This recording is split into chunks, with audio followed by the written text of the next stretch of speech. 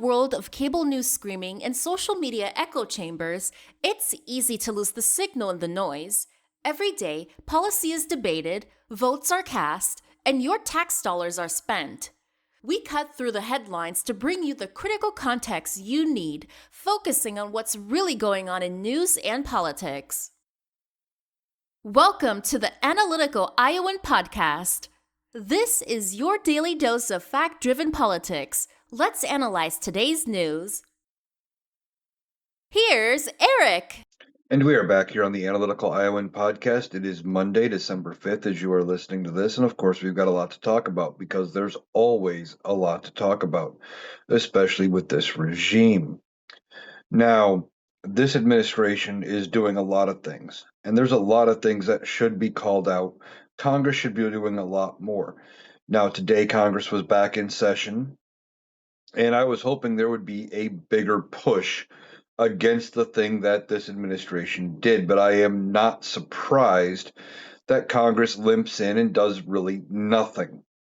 And they didn't really act against Donald Trump or anything. They haven't gotten to that point yet. They haven't decided that things are bad enough that they need to make a move. Now, I think they ultimately will, but by the time the Republicans realize they're losing this fight, that they need to do something, and that siding with Donald Trump is the wrong move, it is going to be too little too late. It probably is already well past that point, to be honest. The people that support Donald Trump and have allowed him to do the things that he has done should eventually be held accountable for the things that they have allowed him to do as well. Now, remember what happened in 1940s after they toppled Germany. There were the Nuremberg trials. The people were put online or on trial for the things that they had done while following orders under the Nazi regime. And I think ultimately there are going to be people held accountable down the line for all of the things that they are allowing Donald Trump to do. Donald Trump is right now operating unchecked. He's doing whatever he wants, and he doesn't care. You know, he goes into Venezuela and kidnaps effectively the president of Venezuela. Now, there is some question as to whether or not he was the legitimate winner of that election.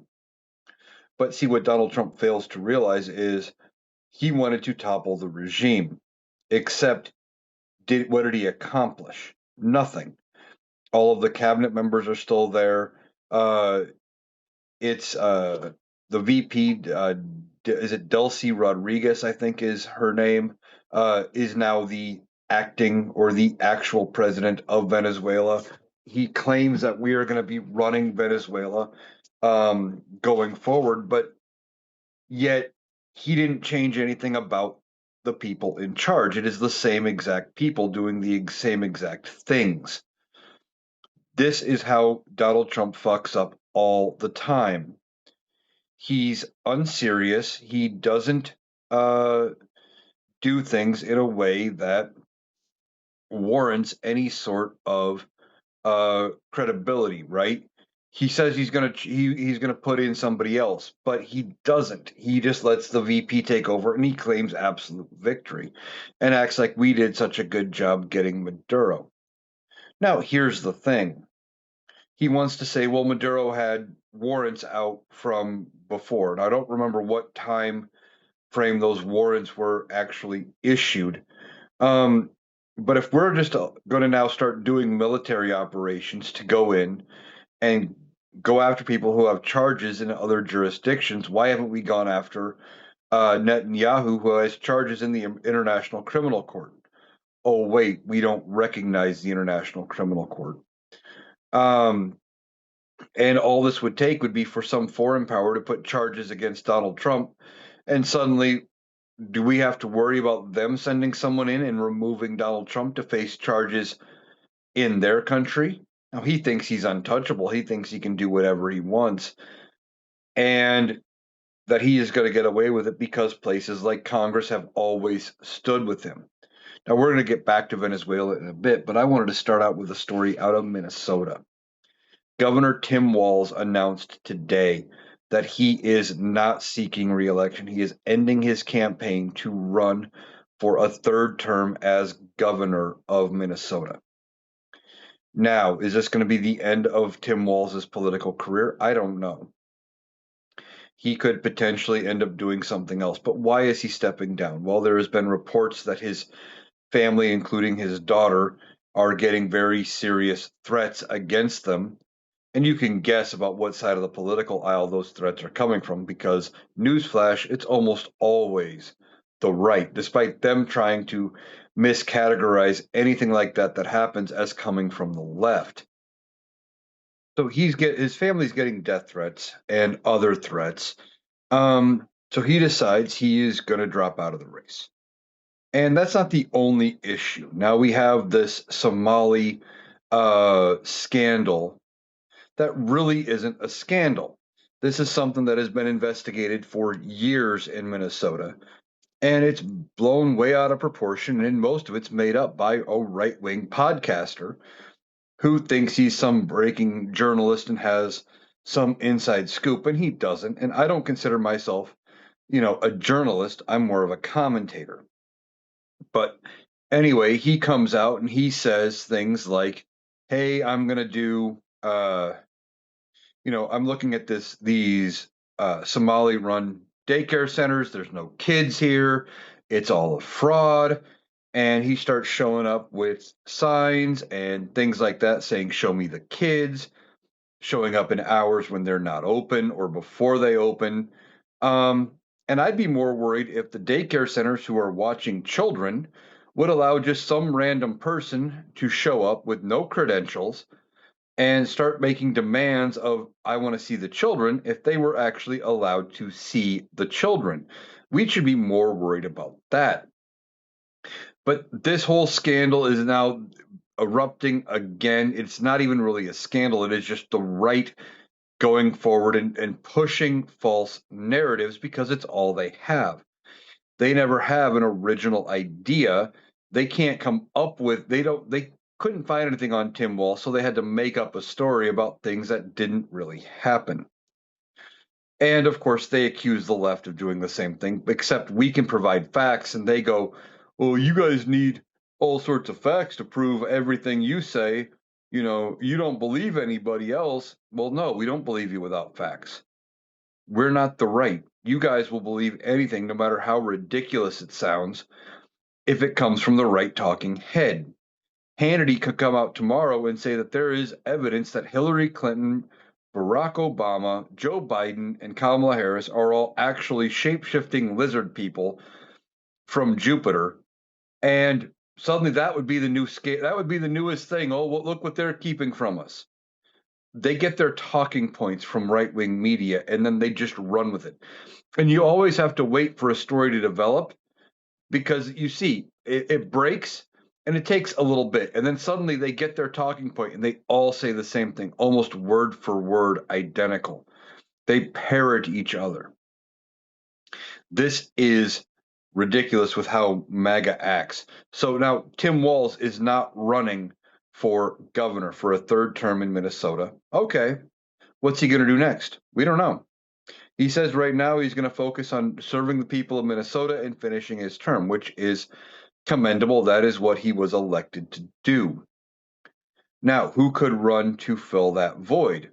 Don't know yet. They're going to have to come up with somebody.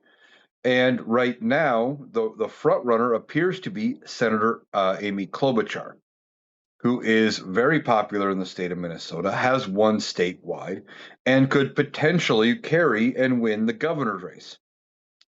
Now, I'm seeing some left-leaning and even some right-leaning creators saying, well, running Amy Klobuchar could be just like running Kamala Harris, and I don't think so. First of all, Amy Klobuchar is not connected to Tim Walz at all. Just because she's a woman does not automatically make the same comparison. And there's a lot of difference and a lot of nuance between the two situations. Now, the right-leaning people don't look at nuance or anything. And then you got the people on the left. Well, they want to hold certain people on the far left. These are the very far leftists that I'm talking about, the ones that are on the very, very far left. They want to hold their breath and stomp their feet till they get their perfect candidate. And while Amy Klobuchar may not be the best candidate for Minnesota, I don't know. I don't know Minnesota politics. Okay. I focus primarily here in Iowa and on the national stage. But I think she could make potentially a really good governor. Now, I think if she runs, probably because she's already run statewide, has a good chance of getting the Democratic nomination, and then could end up winning the primary as what if there even is one. I mean, there will be a primary vote, but I don't know how many primary challengers there would be if she enters the race. Now, the other difference between uh, her running and what happened with Kamala Harris when Joe Biden stepped out is the time frame. We're dealing with January going into an election year, whereas Kamala Harris had to step in basically in July. She had 104 days till election, whereas we have uh, Amy Klobuchar potentially being the replacement for Tim Walz, having 10 months roughly. Big difference. A lot of difference here when it comes to politics. They're not the same thing. Don't just go all hope is lost. And besides the fact that you have Minnesota that has been reliably red for like 4 or 5 decades, they were like the only state to not vote for Reagan the second time. So, um, with that being said, this is entirely possible that Amy Klobuchar ends up with the nomination and probably the next governor of Minnesota if she enters the race. Now we don't know who's all going to enter yet. We'll have to see. Now beyond that, I don't think this is a direct result of Tim Walz running for vice president with Kamala Harris. Now I haven't seen really many people making that connection yet, and I'm kind of surprised. I've seen people talking about Kamala Harris running for, after Joe Biden and trying to say make connections there with Amy Klobuchar. But I haven't seen really anybody saying that it's because he ran for VP. In all honesty, they made a great run, and the VP typically does not add a lot to the ticket. Sometimes it adds some stability, like what Joe Biden brought to Barack Obama, because Barack Obama was relatively new into politics. You adding Joe Biden into the mix with somebody who had um, political experience up on Capitol Hill, had friendships they could work to get things accomplished. But I don't know that it actually pushed Obama over the edge. Same thing if you look at Hillary Clinton picking Tim Kaine. Tim Kaine didn't factor in. It was the simple fact that Hillary was unlikable and probably unelectable that did her in. If the Democrats had ran literally anybody else but the uh, sworn nemesis of the Republican Party, their boogeyman, we may not even be having this conversation about what is going on with Donald Trump today.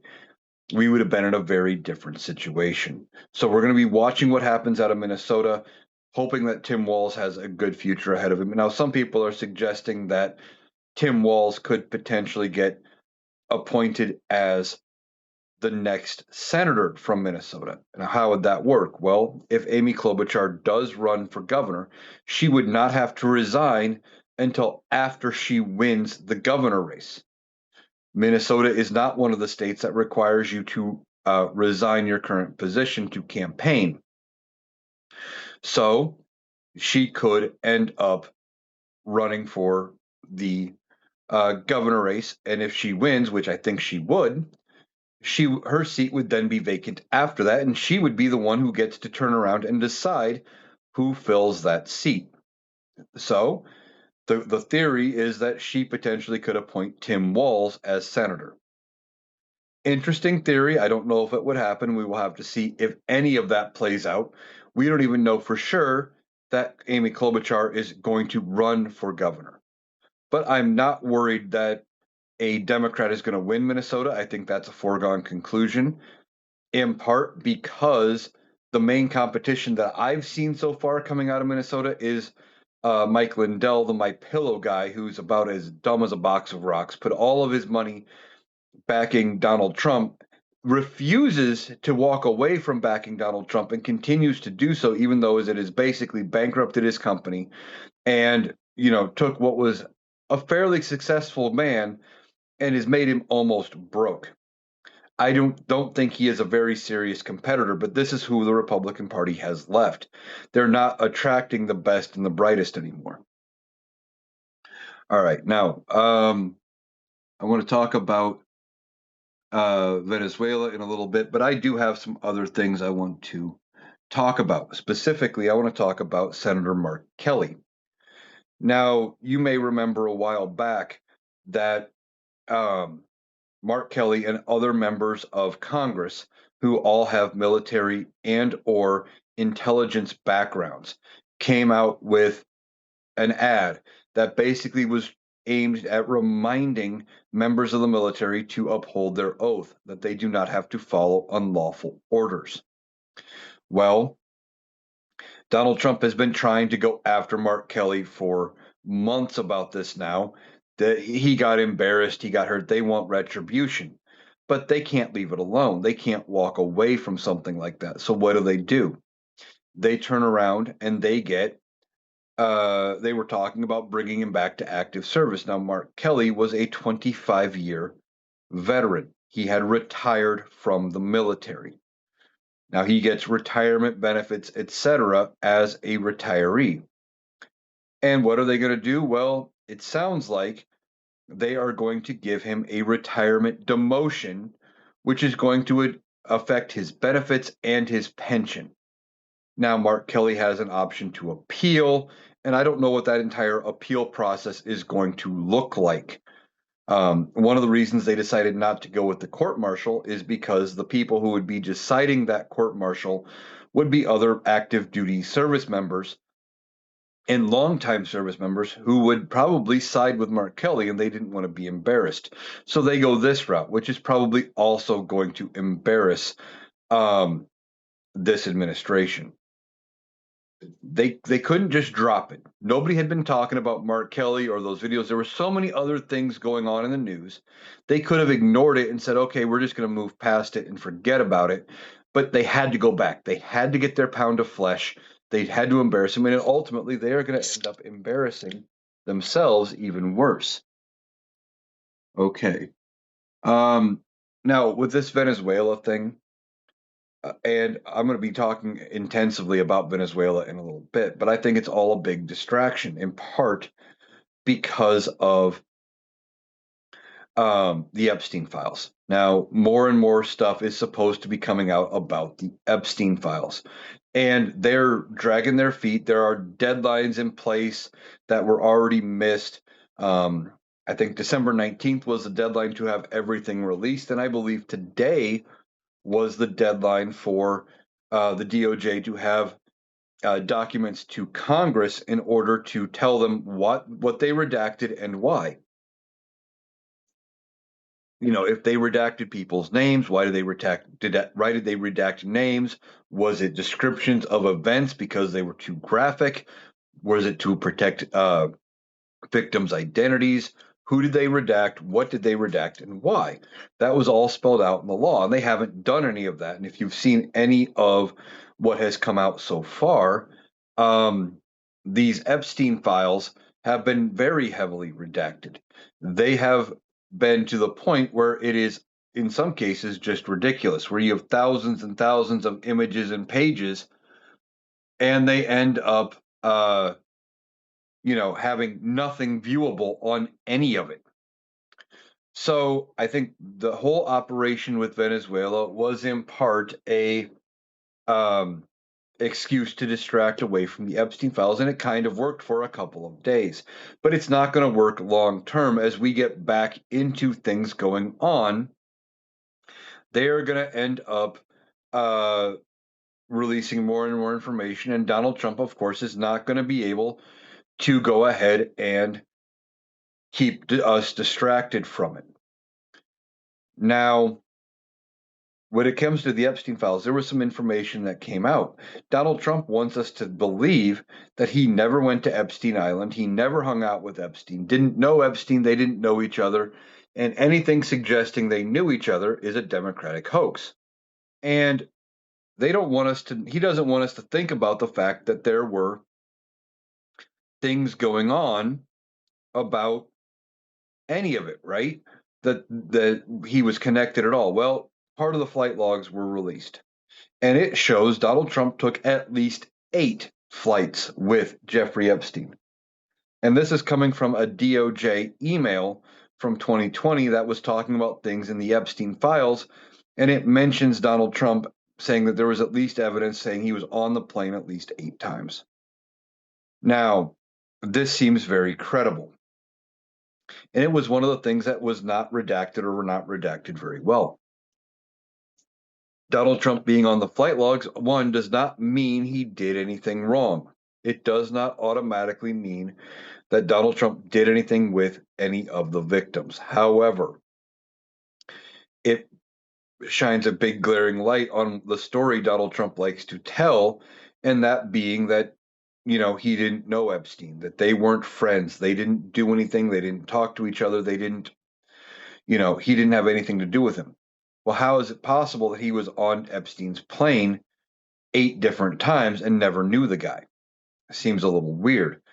How is it possible that some of those flights included Ghislaine Maxwell, someone Donald Trump claims to have never known? Again, seems weird. I believe that everything going on with Venezuela and everything else that this administration is doing is another effort to distract and divert away from these files and trying to get people not talking about all of the negative involving Donald Trump. And Donald Trump doesn't want us to know that he is deeply involved with Epstein, but he said varying things before. He's talked about Epstein and the things going on. He goes, well, it was a different time in Palm Beach in the 90s. A different time. I grew up in the 90s. At what point in time was it ever okay or justifiable for adult men? And I'm not taught when I say adult men, I am talking the clearly adult men. We're not talking about an 18-year-old and a 17-year-old. Where was it ever okay for adult men to be doing inappropriate things with children? Again, not talking about that gray area of 18, 17. No, we're talking about Donald Trump was in his 40s in the 90s, and we're talking about girls that were under 18. When was that ever okay? Now, this is assuming Donald Trump had something to do in the Epstein files, but we know he did. We know at least that he did things that were inappropriate with children. And this is from his own admission. He's talked about when he owned Miss Teen USA, that he could walk in on the girls 14, 15, 16, 17 changing as part of Miss Teen USA, and he got away with it. He said, well, there's areas there are no men allowed, but I can walk in because I own the pageant. What are they going to do? They just let you do that kind of stuff when you own the pageant. At what point is that okay? They did, because a lot of the parents and stuff never said anything at the time. Because what are they going to do? Say something and have Donald Trump eliminate their child from the competition and lose? That's why people like him always got away with things like this. He doesn't want us to know that he is so deeply connected to Epstein. It's not funny. And I've said before, I think Epstein is going to be the vehicle that potentially moves the Republicans away from Donald Trump. If it's not Epstein, it is going to be Venezuela and his actions surrounding other things involving Venezuela. And what is that going to look like? Well, when they decide to move on Donald Trump, as long as they still are in Congress or still have control of both chambers of Congress, I think the Republicans are, if they move on him, they are going to hold an impeachment inquiry. It is going to be quick. They are going to have when they do it, they are going to know ahead of time that they have the votes to pass the articles. They may have to use a discharge petition to get around that slimy worm Mike Johnson, and then they are going to turn around and if they will not pass it in the House, I firmly believe as long as Republicans are in charge, unless they know they have the votes in the Senate to remove Donald Trump. I say that almost every time I bring this up, but I think that's what's going to happen here. That they are going to make that move and Donald Trump would be gone. Now, he would burn the Republican Party down in the process. He would release anything and everything he could. But the thing is, when he is gone, expect the Republican Party to burn him as well. If they move from Donald Trump using either Venezuela or the Epstein files, expect them to release everything they have on Trump, whether that is anything connecting him in the Epstein files, anything else. Once they have removed him from the party, any sort of loyalty to Trump is going to be viewed as bad, and they are going to be worried about getting reelected. And I think that you're probably going to see that move happen coming up soon because primaries are starting and we are gearing up toward the election. And I think they are potentially going to be doing this ahead of the 2024 or 2026 midterms, um, trying to make it so that they can retain power. Now, I don't think it's going to work to save them the House or the Senate. Um, I think it's that the House is almost a foregone conclusion, and it's possible that they lose the Senate. Okay, now we've been talking about Venezuela, and now that we're talking about Congress, and I mentioned spineless Mike Johnson. He comes out and he says, well, this wasn't an act that required Congress's approval, just Congress's notification. The president has control of the military, and he doesn't need Congress's approval to do something like this. Oh, really? If this had been a Democrat, Republicans would have been screaming for impeachment and everything else in the process. You have the president without the authority or the support of Congress or even notifying Congress. They went in and took out the leadership of a foreign country, captured the president and his wife, and bring them back to New York City to stand trial on some trumped up gun charges. And I don't know where those gun charges come from because, well, uh, they uh, if they was for owning machine guns and other things like that, well, how does that work when he wasn't on U.S. soil? How are we able to hold foreign nationals accountable for things in their own country? Now, unless they have some sort of documentation that Maduro had somebody buy them on his behalf in the United States, but that's probably going to be very, very weak and very, very shaky at best. This is what this administration does. It fucks up at every turn when it comes to indicting people and things like that. This is what happens when you let the least qualified people run the country. Now, talking about Maduro being in the United States, he is in the United States, he's in U.S. custody, and they are in the Southern District of New York. Now, apparently, there are courts specific in New York and some other places that handle things like this, where you are dealing with foreign nationals and foreign dignitaries and things, where they handle challenges about in court cases like this. So that's where this is being held. And Maduro has pled not guilty to all charges. And he was arraigned, and he was also advised in court of his rights. And he was advised that he has the right to remain silent. He's got the right to an attorney, all of those things, and he is going to get the same treatment as anybody else. Now, I haven't seen anything from people on the right screaming and hollering about that. They're not saying he doesn't deserve due process, or where was his due process when he sent the drugs and stuff. Funny thing about that, they don't mention drug running in any of the charges. They're not talking about charges for fentanyl, for heroin, or anything like that. They don't mention any drug charges at all. Yet that was one of the things that this administration used as their justification for getting him, was that he was responsible for bringing in uh, fentanyl into this country. But they don't charge him with that. That's weird. That's suspicious. And then beyond that, they amend their indictment and talk about one of the cartels, and they actually said that that cartel doesn't exist. One of the cartels that they were using as their justification to go get him and do all this doesn't actually exist. And this is where Donald Trump and this administration fuck up. And this is where Donald Trump has repeatedly fucked up going all the way back into 2020.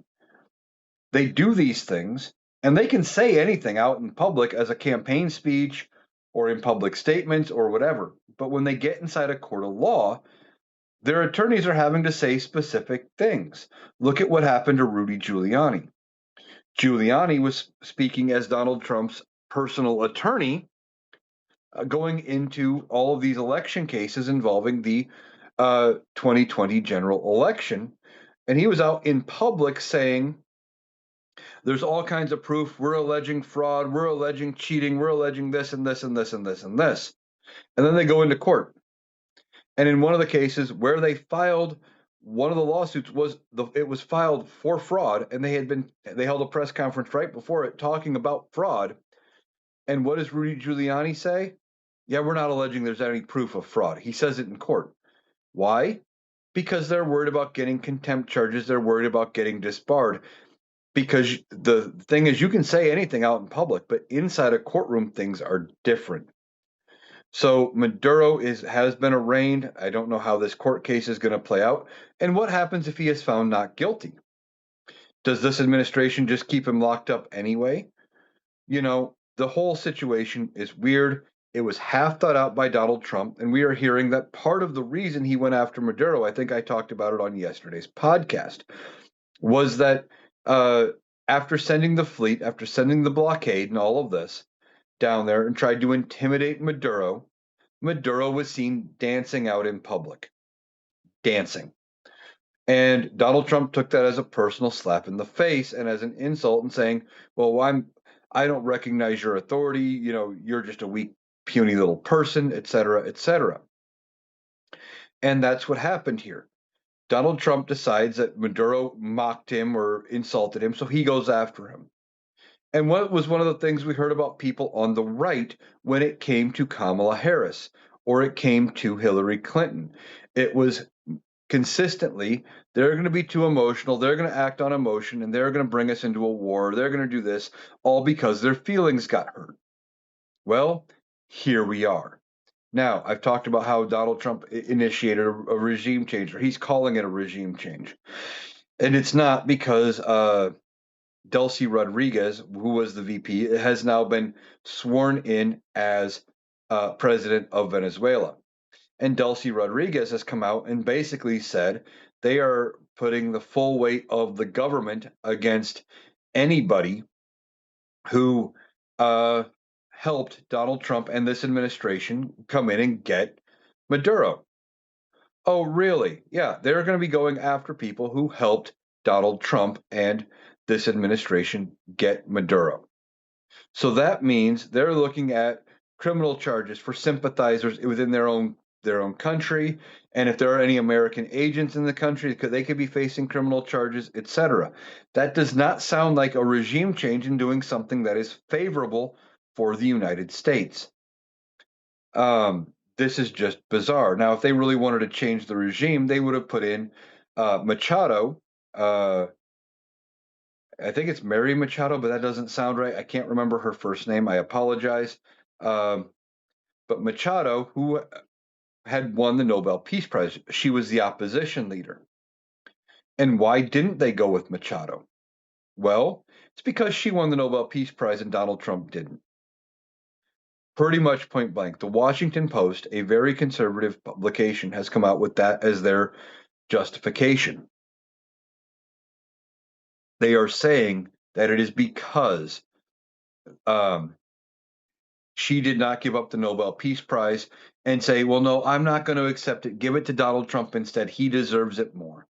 That is why Donald Trump went with Delcy Rodriguez, the VP, and put them in charge of Venezuela.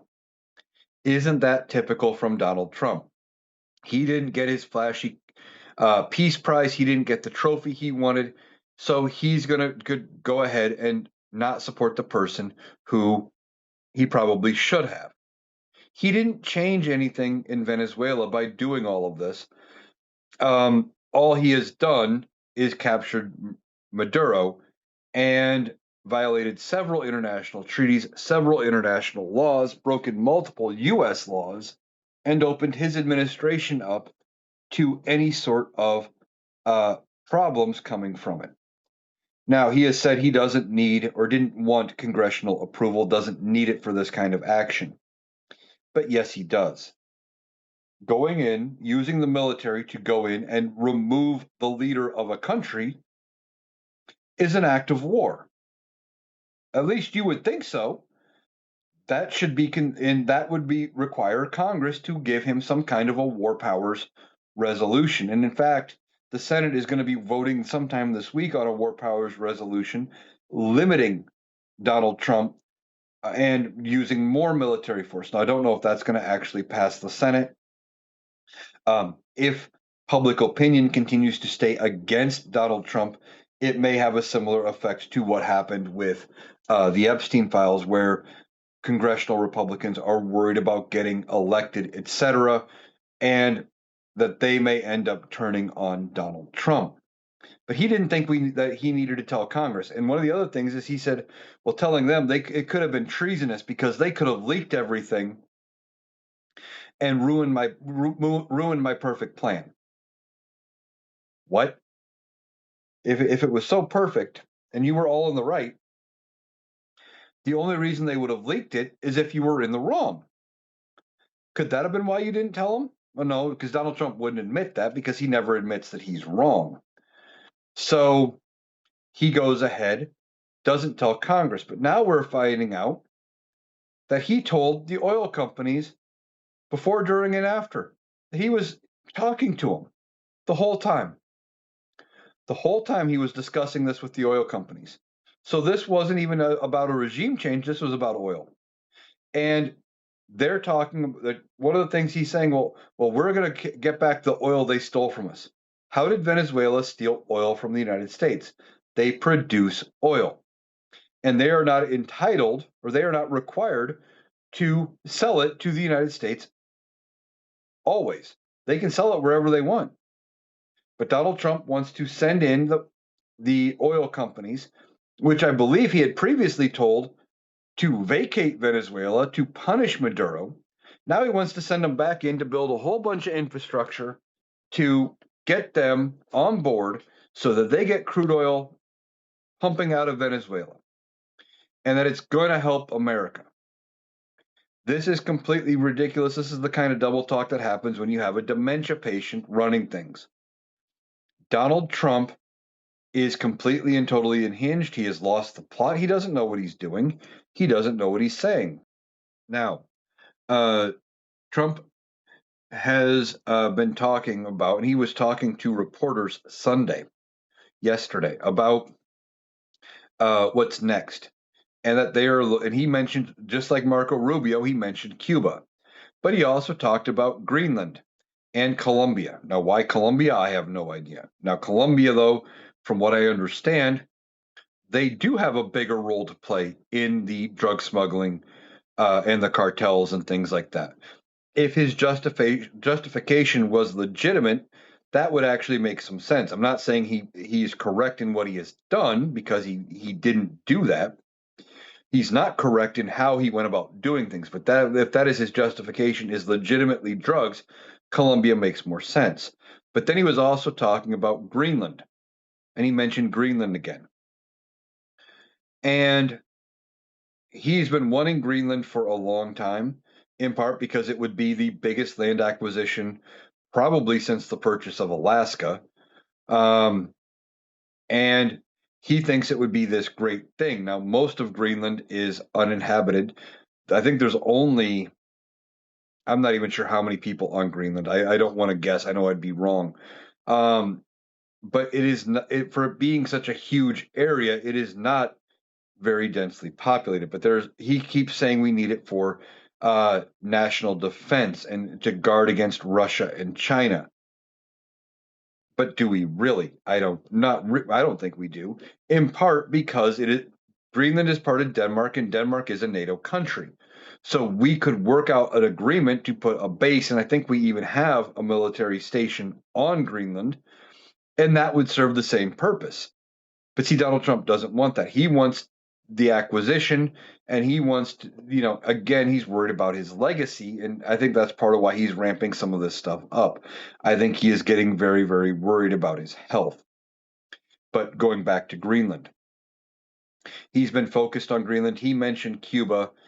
And if they go after Cuba, again, I don't know what the end goal is with Cuba. I don't know what Cuba has that we want, why he would want to do that, other than it's another dictator-controlled country that he thinks he could justify uh, to change. Now, we've tried to do that in the past, and it has failed almost every time.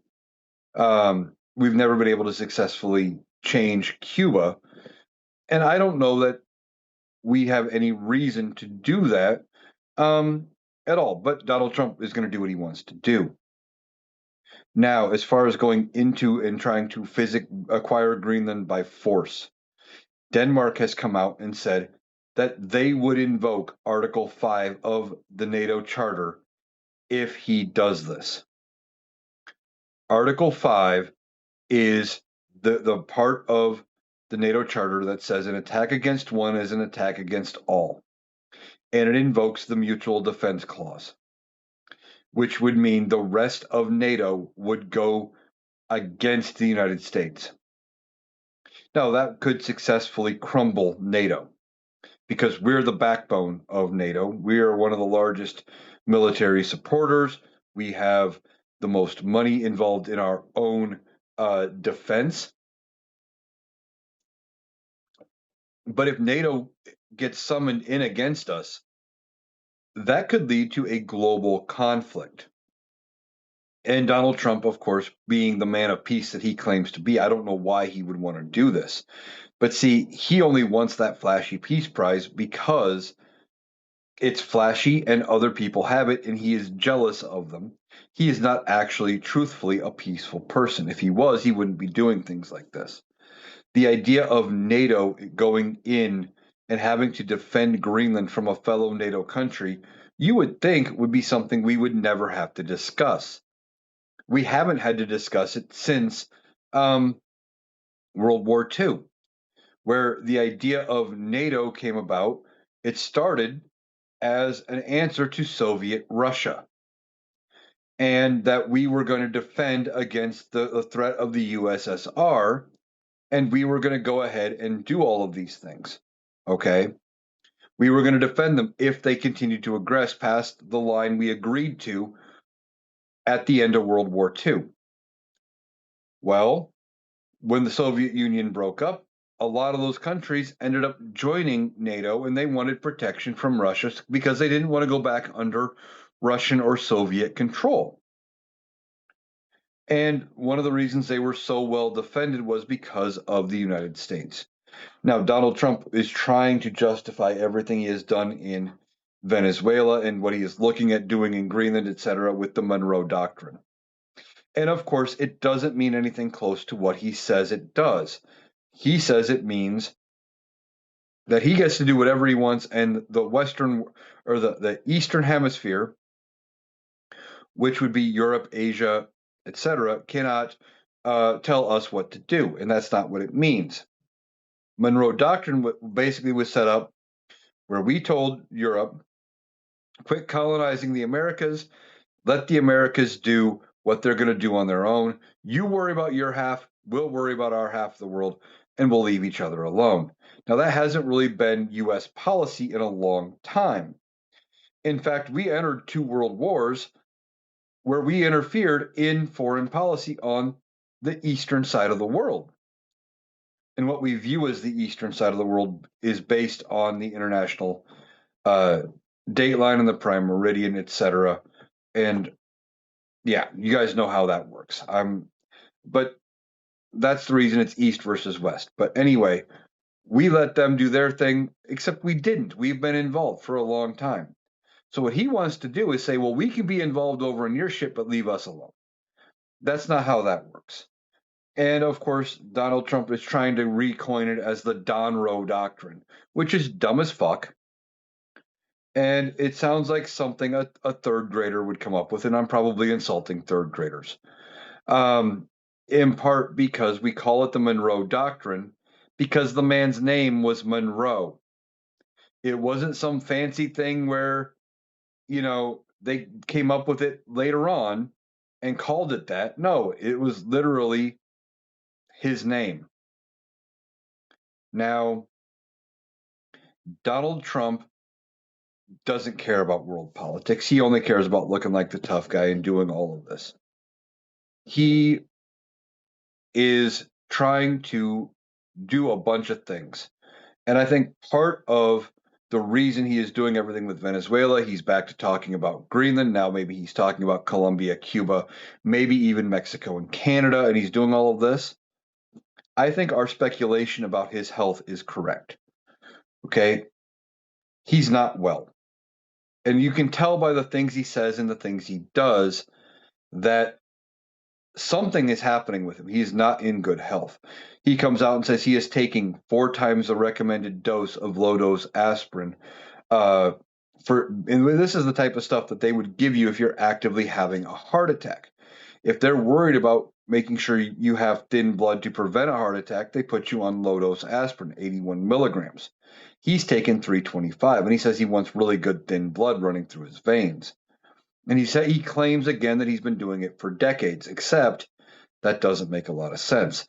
Now, what could he could be covering for something else. And then you have the bruising on his hands.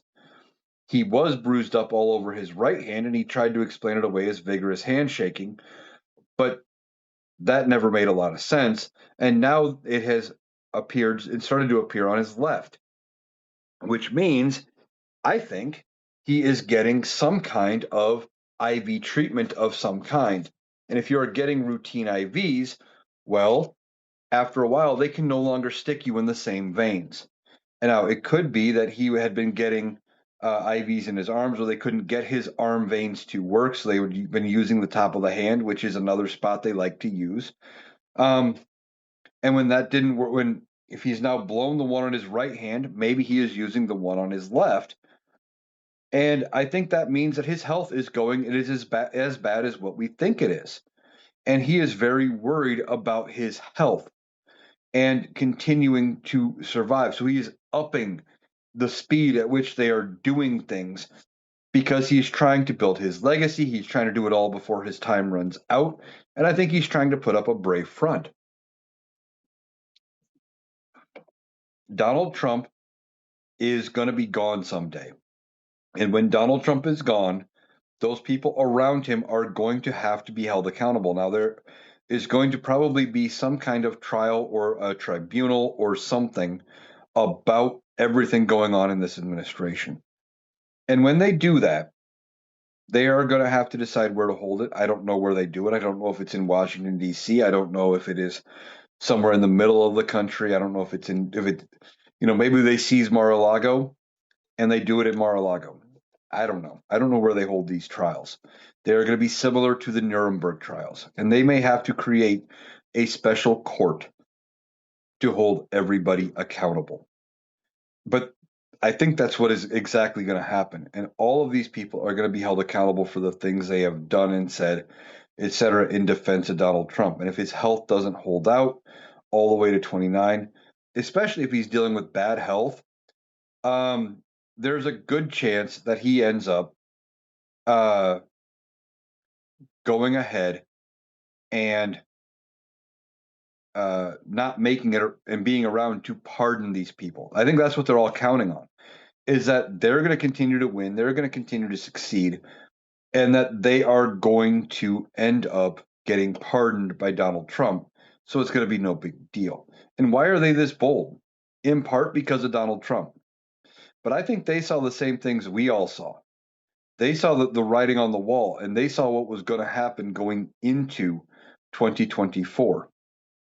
And I think they were convinced they were going to lose 24. They were going to lose the House. They weren't going to capture the Senate, and that Kamala Harris was going to be president. That they were convinced that they were going to lose and they were going to have to deal with 4 more years of a Democrat, and they were already gearing up their strategy of how to do all that. And then they win. And when they won, now they feel untouchable. At least some of them do. The ones that are smart are the ones that are resigning. They're getting out of there. They're saying, I'm done with this. I can't support it anymore. I can't get reelected if I keep doing what I'm doing. And some of them aren't necessarily resigning, but they're saying, I'm not running again, etc. And they're the ones saying, yeah, we can't keep doing this. Now, Marjorie Taylor Greene, today is her last day in Congress. Now, we don't know what is going to ultimately come of it. There's going to be a lot of looking back as far as the things she has said and done. She has said and done a lot of dumb and stupid things, but uh, she is leaving Congress as of today. Now, it's 2 days after she hit the 5 year mark. She gets full retirement benefits. And that might be something we have to look at in the future and change. But first things first, we have to get past this administration. We have to get past not only this administration, but we have to start putting things back on the right foot and focusing on everything that is going on. Now, Donald uh, Trump attacked Marjorie Taylor Greene, and that's part of why she is resigning. She was getting the same treatment that they were giving everybody else from her side of the aisle. They were attacking her personally. They were giving her, threats of violence and everything, all because she wanted to release the names of the clients of Jeffrey Epstein. And this goes back to why I think part of everything going on with Venezuela happened because of Epstein. Because Marjorie Taylor Greene had threatened that she was going to read the names of the clients on the floor of the House of Representatives. And that would have happened today. Now, as far as from what I've seen by the time I'm recording this, I haven't seen that she has done that. If she has done that, obviously I will do a TikTok and I will be talking about it on tomorrow's podcast. But I haven't seen anything about her doing that yet. And Donald Trump was, I think, worried that she was going to spill the beans and talk about the connections between Trump and Epstein and everything else. So his way of solving that problem is by saying, you know what, they started attacking her. They pressured her. They were going to primary her, etc. So she decided to resign. She got the hell out of Dodge. And now that she's leaving, it makes an already thin majority for the House of Representatives even thinner. They only could lose like 4 votes, and it might only be 3 right now. Now, do I think Democrats can pick up her seat? Maybe not. But look at what happened in Tennessee. You know, it was supposed to be a district that went Republican by 22 points. And Afton Bain closed it to within 9. Now, I don't know what the district was for Marjorie Taylor Greene, but I don't think she won by 22 percentage points. I think hers was another one of those districts where it was less than 13. If there is a Democratic challenger to whoever runs in that primary, and they can close a 13-point gap, well, that would be, something. That would be more toward putting even more pressure. But Mike Johnson is already under a lot of pressure because of that thin majority. Now, there is going to be a vote coming up this week on a couple of resolutions where they are going to try to override presidential vetoes. One is on a water issue involving Colorado. I'm not well versed on that. And there's another one for disaster relief somewhere. I'm not familiar exactly with what these two are, but we're going to be watching those. And if they get through the House to override Donald Trump's veto, they would have to go to the Senate, and I don't even know what those look like. I don't even know how this bill passed the first time. But this would be one of the few times, if either one of these or both of them pass, that this administration did something around, or that this Congress did something around a presidential veto. And in fact, I don't know that Congress did much around Donald Trump's veto his first term. They were just so ineffective, they didn't get anything to his desk that required a veto. So we're going to be watching that coming up. Now, that is going to do it for today's episode of the Analytical Iowan podcast. I want to thank you for taking the time to join me today. I will be back again tomorrow with even more as we are discussing news and politics and current events, because there's always so much to talk about. And tomorrow being the 5-year anniversary of J6, there may be a lot more to talk about when it comes to all of that. We will have to see what happens with this administration and how they respond to the 5-year anniversary and how they talk about it, etc. So I want to thank you for taking the time to join me. I hope you have a great day, and I will be back tomorrow.